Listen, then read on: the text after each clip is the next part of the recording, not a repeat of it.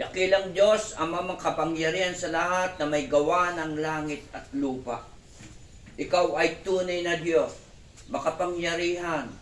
Nakikita namin sa buong kapaligiran, ang lahat ng bagay ay ikaw ang lumikha nito, God. Maging kami, Panginoon, binigyan mo kami ng pangunawa, binigyan mo kami ng talino, binigyan mo po kami ng kalakasan, binigyan mo po kami ng lahat kung papaano namin nagagawa ang bagay sa mundong ito dahil sa iyo.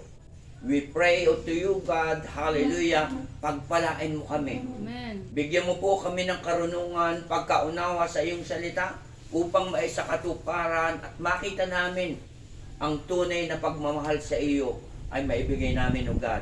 Thank you, Father God, by the power of your holy name. We need your presence and guidance of your Holy Spirit. Bilang ako po ang iyong gagamitin sa umagang ito, at ikaw po ang mataas at mabigyan ng karangalan. Ang salita mo ay mataas at mapupurihan at magsilbi namin malalim na pagkaunawa sa iyong kapangyarihan. In Jesus' name, Amen and Amen. Hallelujah. Palakpak sa Panginoon. So, salitang ating binasa. Ang sabi niya, O Panginoon, aking kalakasan. So, ibig sabihin, nasa Panginoon ang kalakasan ni Haring David. Si David ay bago siya naging hari o naging isang warrior, unay warrior, siya po ay pastor ng tupa. Hindi po agad siya ay naging king. Siya po ay doon kinuha ng Panginoon sa tagapag-alaga ng tupa. Ano po ang sa inyong pagkakaintindi, ano po yung tagapag-alaga ng tupa? Pastol. Pastol. Sa isa pong pastol na ang iyong pinapastol ay hindi naman mo, kahit sabihin mo siya, kausapin mo siya, hindi naman yun natugon. Amen? Doon na practice yung kalooban ng isang tao na nangangalaga. Doon sa hindi maunawaan. Pero naunawaan niya ang ugali ng mga tupa. Kung paano niya inaalagaan ang mga tupa. Ang mga tupa po ay kung iyan daw po'y kumakain, nakatungo lang. Kaiba po yun ang kambing. Ang kambing po, talagang maiglas yan. Pero ang tupa, kain lang po siya ng kain. Lakad na lakad kain, nakatungo. Kaya isang in-example siya sa isang humble. Lagi siya nakatungo. Ibig sabihin, lakad siya ng lakad at hindi niya alam kung saan maaaring siya mahulog, maaaring mapapunta sa balon o ano. So, yun ang trabaho ng tupa. Inaalagaan. Amen? At si David po ay isang tagapag-alaga. Kung paano niya pinoprotektahan ang mga tupa. Malalaman natin kung paano niya pinoprotektahan ng tupa. Mababasa natin. Tapos ang sabi doon sa verse 2, si Yahweh ay batong di matitibag. Ganon niya kakilala ang Panginoon. Ang batong di matitibag. Ibig sabihin, ito ay solid rock. Ang solid rock, sabi, kahit anong unos ang dumating, hindi po siya mababasag, hindi po siya madadala ng agos. Kung ito po ito po ay ating mababasa, ito po ay nakasulat sa Matthew, na sabi nga, ang bato, kahit anong unos ang dumating, hindi po ito madadala ng agos. Ibig sabihin, yung batong yon ay mananatili kahit anong sama ng panahon. So, doon niya ganon niya kakilala ang Panginoon. Si Yahweh ay batong di matitibag, matibay kung muog at tagapagligtas. Ano po ang muog sa ating pagkakaintindi? Dito po din sa awit yung Psalm 91, muog, isang shelter ba yan? Tahanan na matibay. No? Ibig sabihin, doon siya ay tumitira ng komportable. Amen po ba? Komportable siya na anumang unos din, anumang dumating, ibig sabihin napakatibay yung kanyang kinalalagyan. At ano sabi pa niya? Tagapagligtas. Sabi nga kahit anong situation, siya po ay isang king, siya po siya ay naging isang soldiers, siya po ay nakikipaglaban against the enemy. So ano pa, ang pagkakilala ni David, sabi daw, ang Diyos ang sa akin nag-iingat. So ibig sabihin, ang Diyos natin ay siya nating tagapag-ingat. Amen. Siya nating tagapagligtas. Amen? Kaya tayo, tama yung ating ginagawa. Binibigyan natin ng oras at panahon ang Diyos. Kung gano'n ating kamahal ang Panginoon, sa anong paraan? Ang una ang pagsamba, pananalangin, pagsasaliksik ng salita ng Panginoon. Paano natin makikilala ang Diyos kung hindi natin ito nababasa? Kung hindi natin naririnig? Sabi nga, saan nagmumula ang pananampalataya? Pakikinig. Sa pakikinig ng salita ng Panginoon. Kung may mga ngaral tungkol sa Diyos. So, ibig sabihin, obligation natin na tayo po ay magpahayag ng salita ng Diyos. Amen po ba? Amen. So, kailangan ipakita natin. Saan nakasulat yun? Sa pakikinig. Ito po ay Romans chapter 10, 17. Tingnan pa natin kung ano pa ang pagkakilala ni David sa Diyos. Tagapagtanggol ko at aking kalasag. Pag tayo mayroong mga kaso o ano na maaring iparatang sa atin, di ba, kailangan natin ang lawyer, Yes. kailangan natin ang mga tagapagtanggol natin. Pero sa buhay ni David, ang tagapagtanggol niya ay Diyos. Kapangyarihan ang Diyos. Totoo ang salita ng Panginoon. Amen. Meron tayong tagapagtanggol, ang Diyos. Na itong sinabi ni David, tagapagtanggol ko at aking kalasag. Ano po yung kalasag? Sa pagkakaintindi natin. Ito po yung ginagamit ng mga soldiers nung panong una. Kung nanonood kayo ng sine nung araw, nung una ang gamit ay pana, tabak, at saka sibat. Yun po yung kalasag, yung nilalagay dito, pansangga.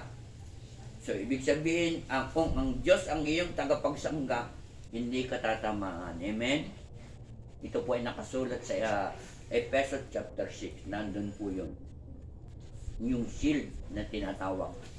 Kung siya naging hari, ay naranasan niya ang pag-iingat ng Diyos. Amen? Tagapagtanggol, matibay na muog, amen? At saka tagapagligtas at nag-iingat. So, ang ating Diyos, ito ay ginagawa ng Diyos sa atin. Kaya tayo mapalad tayo, meron tayong Diyos na ating tagapag-ingat. Amen? Amen. So, kaya nga ito, kung maaari may share natin sa lahat. Hindi naman ang layunin natin ay tayo ay sabi nga ay kung ano makukuha sa kanila, hindi. Kundi sila ay iingatan ng Diyos. Amen? Poprotektahan ng Diyos. Amen po ba? Mula po sa pastol ng tupa hanggang siya po ay naging soldiers at naging hari. So, tingnan natin dito po sa First Samuel chapter 16, 11 to 13. Verse 11 ng chapter 16. Sabi rito, kaya tinanong ni Samuel si Jesse, wala ka bang anak kundi yan? Ang sabi, mayroon pa pong isa, yung pinakabata at pastol ng aking mga tupa. So si David po ay pastol. Amen? Ang tupa. Sagot ni Jesse. At sinabi ni Samuel, ipasundo mo,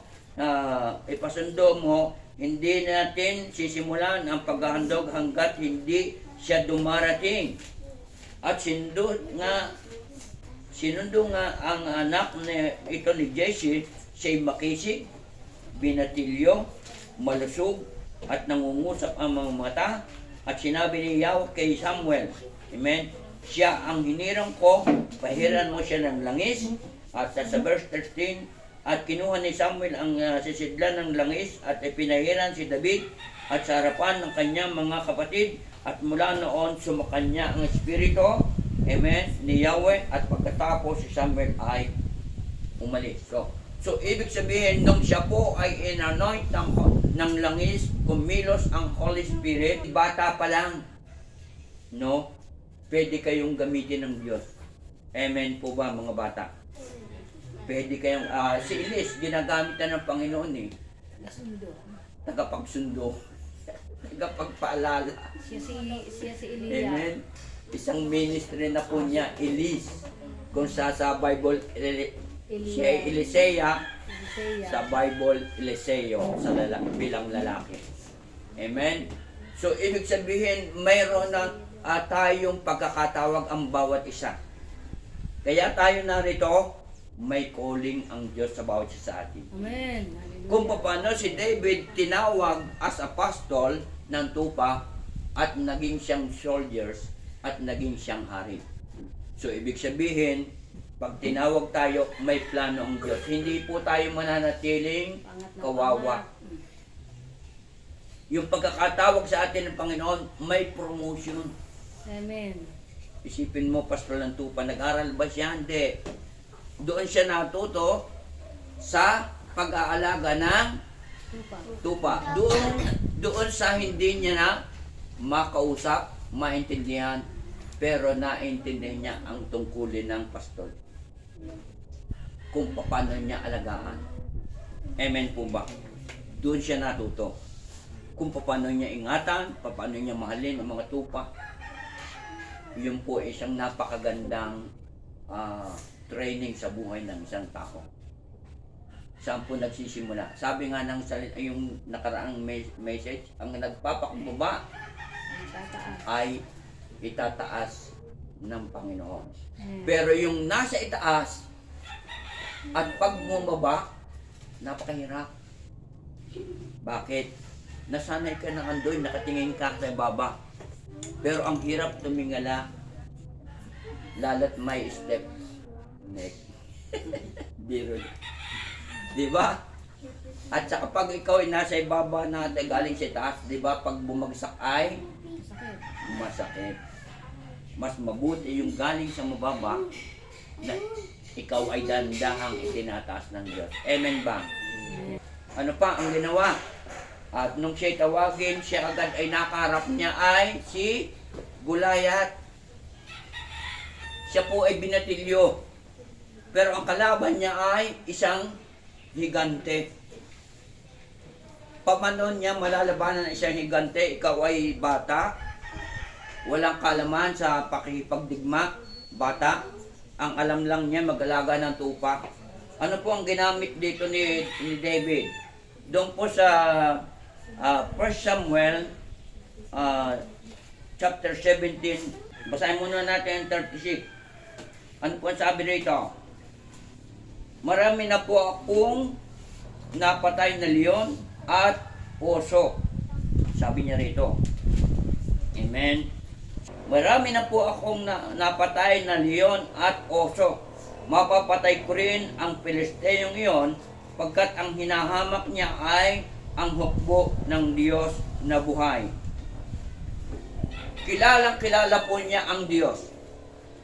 So ibig sabihin kaya niyang labanan kasi katuwang niya ang Diyos. Amen. Sabi niya, kung paano niya napatay yung oso, leon, ganun din niya kayang patayin ang si Goliath. Sumagot si David, ang dala mo'y tabak, amen, dala mo'y tabak at balaraw, ngunit lalabanan kita sa ngalan ni Yahweh ang makapangyarihang Diyos ng Israel na iyong hinahamak. So, mapapanghawakan natin sa buhay natin kung tayo may kinakaharap na malaking problema sa buhay. Ang simbolo po na ito kung sa spiritual, yung giant ay ito'y katumbas ng mga problema natin kinakaharap. Amen. Amen? Itong mga problemang ito na hindi natin kaya, pero dahil sa Panginoon, na pinangawakan mo, ang Diyos ay kasama mo, ang Diyos ay makapangyarihan, kaya mong paglabanan ang problemang ito. Amen ba? Dito po ay malinaw na ang kalaban niya ay isang higante. Ano sabi ng doon salitang Emmanuel? God with us. God with us. Ibig sabihin, ang Diyos ay kasama natin. At sinabi rin ito kay Joshua, doon sa chapter 1 verse 9, ikaw ay sasamahan ko. Sabi doon ni kay Joshua. Sa lahat ng pakikibaka, sa lahat ng sa buhay, sasamahan tayo ng Diyos. Kaya ito ang napakalaga na kung bakit tayo nag-aaral ng salita ng Panginoon, kahit anong kaharapin natin, sasamahan tayo ng Diyos. Huwag lang doon sa hindi kalooban ng Diyos. Amen. Pag ito'y labag sa kalooban ng Diyos, Hindi ka sasama. hindi ka niya sasamahan. Amen? O halimbawa, for example, minaisip kang pumunta sa isang kumukutika. Alam ninyo yun. Sasamahan ka ba ng Diyos? Naiwan si Lord May sa iwanan labas. sa pinto. Nakatanaw sa iyo, naku, yung anak ko, kumukutika. No? At paglabas ay pasiring-siring. Sabi ni Lord, ano? Ano ang nakuha mo? No? Ang naumoy yan. Pagtawid, hindi nakatawid ng ayos. Salamat sa angel. Salamat sa angel, nadapa lang. So, ibig sabihin, tayo ay sasamahan ng Panginoon. Kaya tayo nag-aaral eh. Amen. Hindi kami nagtuturo. Amen? Hindi kami nagtuturo para tayo ay ipahama. Amen? Binibigyan tayo ng lakas at ng pag-asa. Amen po ba? Amen. Kahit saang larangan at kasakasama mo ang Diyos, tayo ay magtatagumpay. Sino ang hindi pwede magtagumpay? Yung namamahinga. May word na kunwari na ganoon, mamamahinga daw lang muna sila. Yun, tuloy-tuloy ang pamamahinga. Anong naranasan? Problema. An example ko po, ang isang insekto, medyo bulot pa tayo talaga. Ang isang insekto, Understood. pag ito po ay, yung may konting diferensya, kung minakikita yung tipaklong na mga, pag ito po ay nabaldado na at nakapitan ng langgam, pag ito po ay nakapitan ng napakarami, wala na. Bit-bit na ng langgam. Kakainin na yun. So, in-example ko po yun. Oo. Sa akin pandinig at bali-balita, ito po ay nararanasan nila. Kasi ang kaaway, sabi nga, ay katulad ng leon na humahanap ng Sila. masisila. Meron po tayong kaaway. Amen. Kailangan maintindihan natin, meron po na andyan lang po si Satanas. Hindi po siya makakalapit sa atin. Maraming angel na nakapaligid dito. Amen. Mayroong diyan sa itaas, meron ditong sa paligid. Pero siya po ay nagbabantay. Oo, alam ko. Sabi ni Satanas, ay alam ko kung sino siya. Sila pala kasi. Amen. Alam ko yung ginagawa niya. Ang binabantayan ni Satanas pag tayo ay nagkamali. Entry point. Pasok. Pasok. Pasok. Ang entry point na dinadaanan niya yung pagkakamali ng isang tao. Lusot. Pero kung iyang canopy mo ay walang butas, kahit anong gawin, kahit anong pana, Bigla. tatalbog lang. Amen po ba? So, tuloy natin about David. Nung siya ay nakipaglaban, sumagot si David, ang dala mo'y tabak. Kinausap niya si Goliath at balaraw. Ngunit lalabanan kita sa ngalan ni Yahweh at sa makapangyarihang Diyos ng Israel na iyong hinahamak. Yun po ang ginagawa ni Goliath, hinahamak ang Diyos ng Israel. Ano pang sabi niya? Sabi, ibibigay niya sa akin ngayon at pupugutan ng ulo mo at ipakakain kita sa mga ibon. at sa mga hayop na pati ang iyong mga kasama. Gayon malalaman ng daigdig na ang Diyos ng Israel ay buhay. Amen. Ito po ay binigkas mula sa bibig ni David na kaya niyang talunin si Goliath. Amen? Sabi nga, ingat tayo sa salita. The power of the tongue. Kung tayo magdideklara ng mga salita, ang kailangan pong sasabihin natin ay blessing. Lahat ay positive. Amen? Pagbibitaw ng ating salita, kailangan po ay pagpapala. Pag po ang mga salita ay against God, amen, ito po ay mararanasan natin. Pagka ang salita natin, ang bigkas ay puto at saka kutsinta, alam niyo yun, puto at saka kutsinta. Oh. Oh, it po ay kung kung yun yung binanggit ko masarap yun. Pero yung kabaligtaran noon ay pangit. Amen po ba? Pag yung binanggit ko nakakabusog. Pero ang kabaligtaran noong puto at kutsinta ay hindi nakalulugod sa Panginoon. Nakikita ni David yung positive thing, ano po, at sa kanyang sinabi, natalo po niya si Goliath. Diretso po natin ang basa. At makikita ng lahat na narito na makapagligtas si Yahweh kahit walang tabak at sibat. Siya po ay makapangyarihan. Palulupig niya kayo sa amin. At nagpatuloy ng paglalapit si Goliath at patakbo siyang sinalubong ni David habang, sabi dito po, habang dumudukot ng bato sa kanyang supot, tinarador niya si Goliath at tinamaan ito sa noo. Bumuon ang bato kay Goliath at napatapang bumagsak.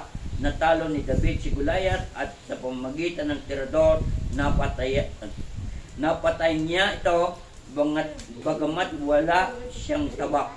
At patakbong lumapit si David, tumayo sa likod ni Goliath, binunot ang tabak nito at pinugutan ng ulo. Ano po ang ginamit? Mga bata, paano natalo si Goliath? Sling. Alam niyo yung sling, tirador, napatay niya si Goliath. Ito po ay sa tulong ng Diyos. Si Goliath po ay may baluti. Lahat po siya ay mayroong pang protection sa katawan. Ang open lang sa kanyang katawan ay itong noo. Sa parting mukha. Alam ng Diyos kung saan patatamaan. Amen? Ganun po pagkasama natin ng Diyos. Tayo ay laging magtatagumpay. So, nakita natin kung paano si David sinamahan ng Panginoon. Ano pa ang ating makikita sa buhay ni David? Chapter 17, tinalo niya si Goliath. And then, siya ay naging pinunong sundalo. E po nakita natin na siya po ay kung paano siya nagtagumpay kay Goliath, siya po rin ay nagtatagumpay sa lahat ng labanan. Noong panahon po noon ay puro labanan. Ang Israel po ang daming kaaway. Paano tayo magtatagumpay? Kasama natin ang Diyos. Amen po ba? Amen. 1 Samuel chapter 21. Basahin po natin. Chapter 21, verse 11. Ito po 11. Ngunit nakikilala niya ng mga tauhan ni Akis at sinabi nila, yan si David na hari ng Israel. Siya ang tinutukoy ng mga mananayaw na awit nilang libo-libo ang pinapatay ni Saul. So ibig sabihin sa pakikipaglaban ni Saul ng panahon yon, libo-libo ang kanyang napapatay. Pero kay David, ang sabi dito, ang kay David na may laksa.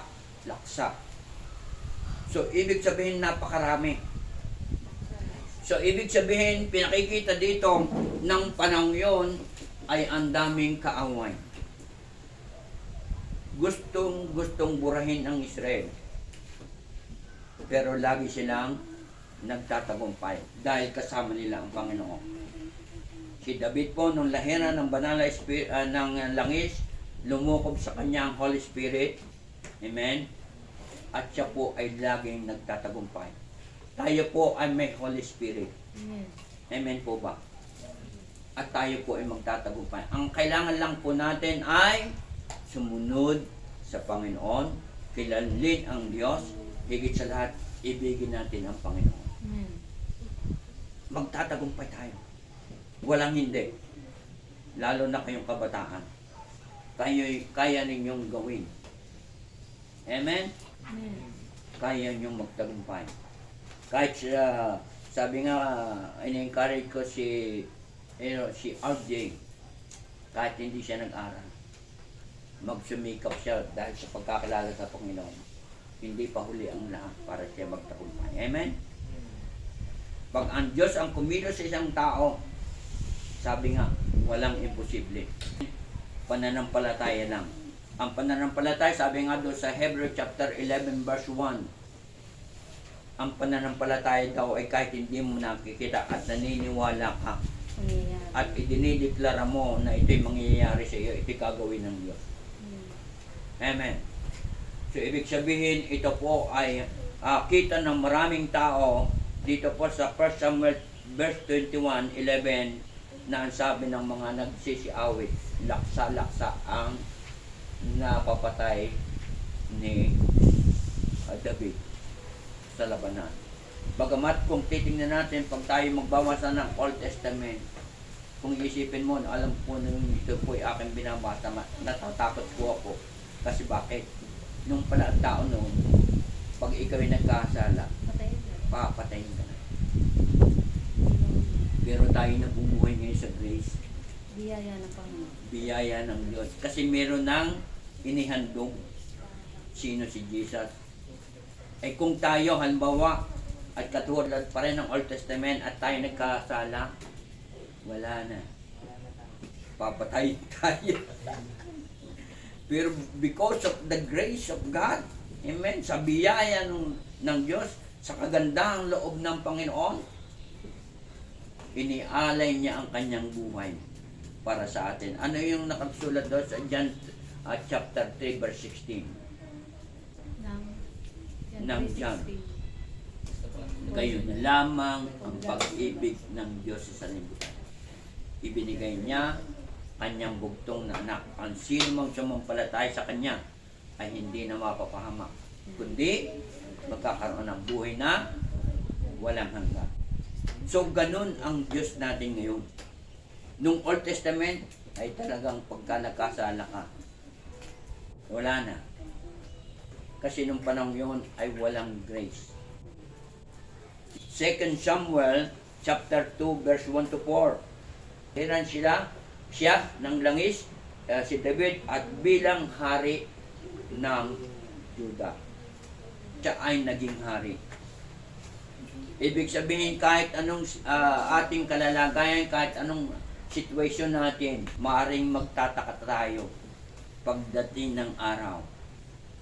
Hindi na tayo katulad nung dati. Amen? Kung bakit tayo, natin ito ipinahayag ng Diyos sa atin upang tayo ay may makita na pagdating ng araw, tayo ay laging magtatagumpay. Amen po ba? Siya po ay mula sa pastol ng tupa at naging isang hari. Siya po ay wala po sa lahi. Ang hari po noong panahon yon, ang hari po noon ay si Saul.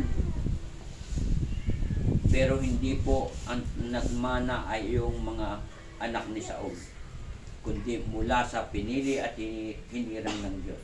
Saan? Kay David. Si David po ay tinaguri ang ayon po doon sa sulat doon po sa Acts chapter 13 verse 22. At nang siya ay alisin ng Diyos, inihalili si David upang maghari sa kanila. At ganito ang patotoo ng Diyos tungkol sa kanya. Ito po'y patotoo ng Diyos. Natagpuan ko kay David na anak ni Jesse ang lalaking nakalulugod, amen, sa akin. Isang lalaking handang tumupad, amen, sa lahat ng iniuutos ko. Amen. So napakaganda po ang pamantayan ng Diyos pag tayo po ay masunurin. Ipopromote tayo ng Panginoon. Hindi po tayo mananatiling kawawa. Kung tayo nasa Panginoon, ang tagumpay ay nasa Diyos lamang. Nakita ito ng Diyos kay David. Mula nung siya nag-aalaga ng tupa hanggang siya po ay naging sinunong sundalo at siya po ay naging isang hari. At siya po ay kinalugdan ng Panginoon. At nagmula sa lahi ni David ang siyang naging hari ng mga hari. Sino yun? Yung King of Kings and Lord of Lords. Sino yun? Mula po sa lahi ni David, si Jesus. Amen. Amen? Palakpak po sa Panginoon. So, ano pa? Chapter 23, 1-6. Si Yahweh ang aking pastol, hindi ako magkukulang. Ako'y Amen. pinahihinday sa mainam na pastulan. At inaakay niya ako sa tahimik na batisan. Binibigyan niya ako ng bagong kalakasan at sang-ayon sa pangako na kaniyang binitiwan. Sa matuwid na damdasin, doon ako inaakay. Kahit na ang dam iya'y tumatahak sa karimlan, hindi ako natatakot pagkat ikaw ay kaagapay.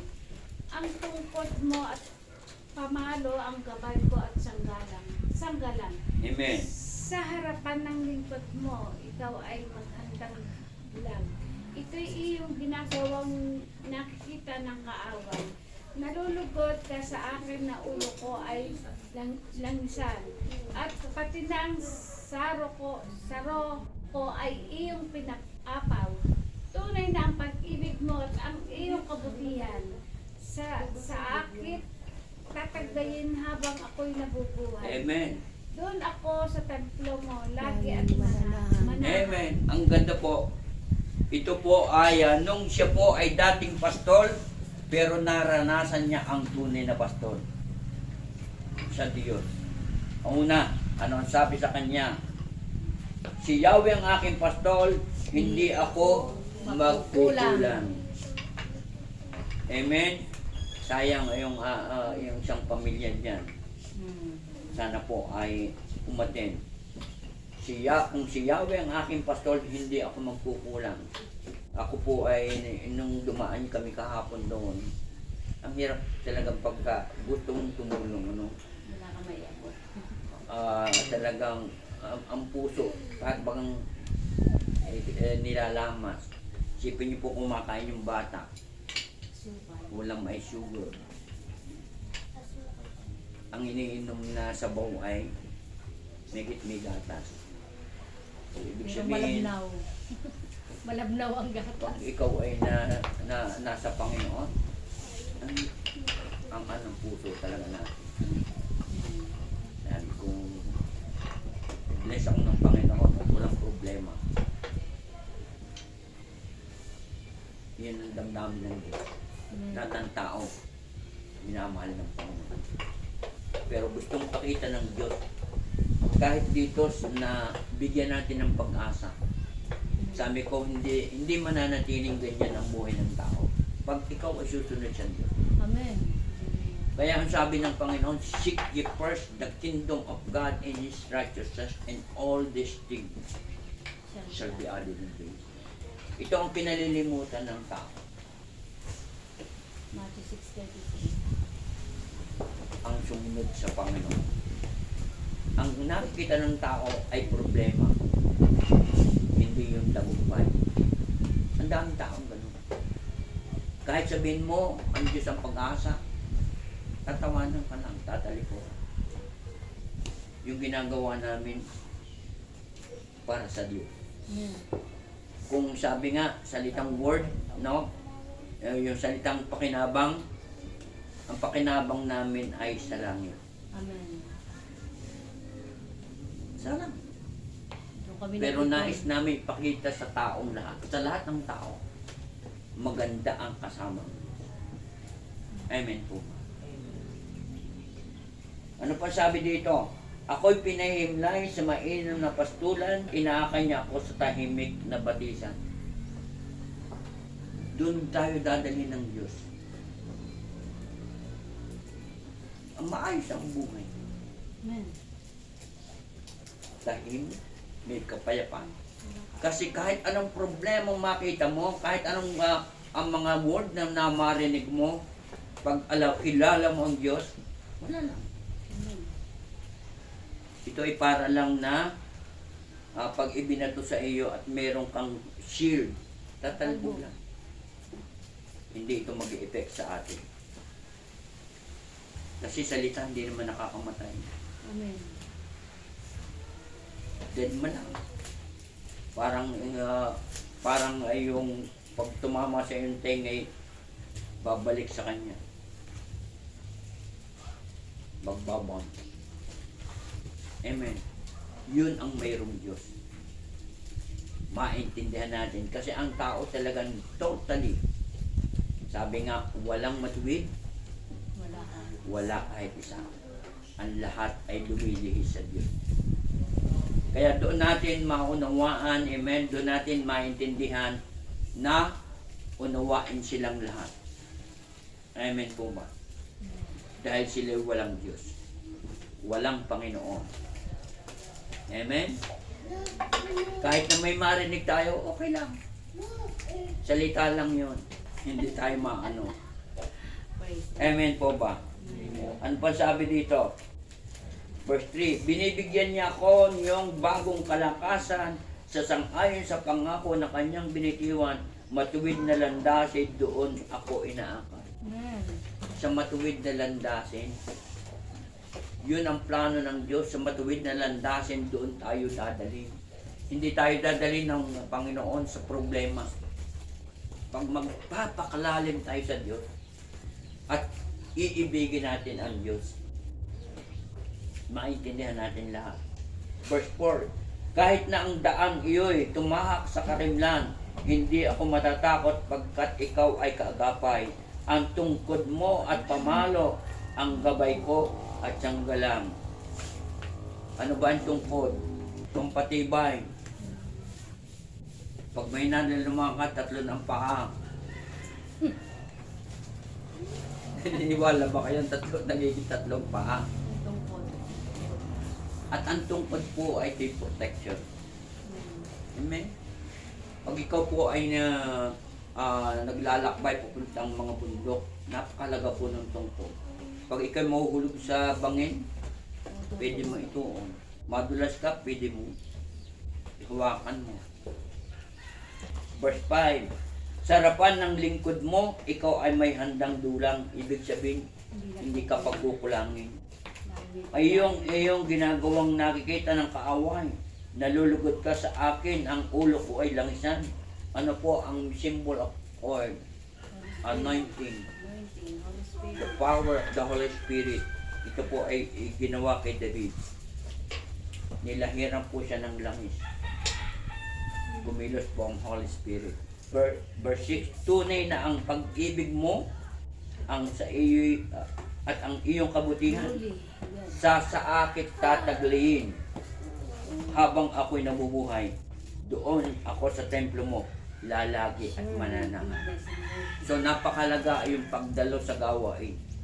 Pagdalo sa pagsamba. Dahil may matututunan tayo about spiritual. Yung hindi natin nakikita, amen, makikita natin.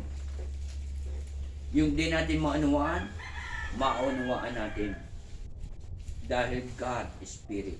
Amen. God is Spirit. Maramdaman natin ang pag-ibig ng Diyos. Ang Diyos ang unang-unang umibig sa atin.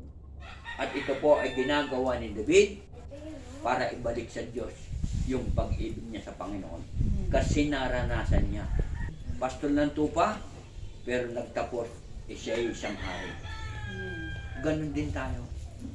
Simpleng buhay, sa umpisa, pero darating ang panahon. Huwag lang tayong lilihis. Ano po yung huwag lilihis? Dito po sa Kawikaan chapter 4 verse 27. Ano po ang sabi dito? Huwag kang liliko sa kaliwa o sa kanan. Iwalay mo ang iyong paa sa mga kasamaan. Ano po ang ibig sabihin? Huwag kang liliko sa kaliwa at kanan.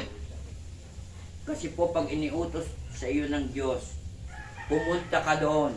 Ito po ay ginawa ni Abraham. Doon po sa chapter 12 ng Genesis. Inutusan siya ng Panginoon, lisanin mo ang iyong bayan. At nung lumisan po siya, doon po siya pinagpala. Ganito rin po sa atin ang sabi niya, huwag kang liliko sa kaliwa o sa kanan. Humakbang ng papalayo sa lahat ng kasamaan. Inyo pong basahin, naroon po sa Kawikaan, chapter 4, verse 27. Para po na maintindihan natin kung bakit gusto ng Panginoon na huwag pupunta rito, kundi going straight.